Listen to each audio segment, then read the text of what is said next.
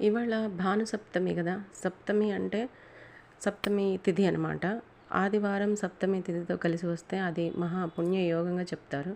కాబట్టి ఆ రోజు మన ఇంట్లో అలా ఒక దేవుడి బొమ్మ గానీ, లేకపోతే ఒక రూపాయిని సూర్య భగవానుడిగా భావన చేసి, ఆయనకి ఎర్రటి పూలు గానీ, ఈ జిల్లేడు పూలు, తెల్ల జిల్లేడు పూలన్నా గానీ చాలా ఇష్టం. కాబట్టి ఆయన యొక్క 12 నామాలు ఉంటాయి.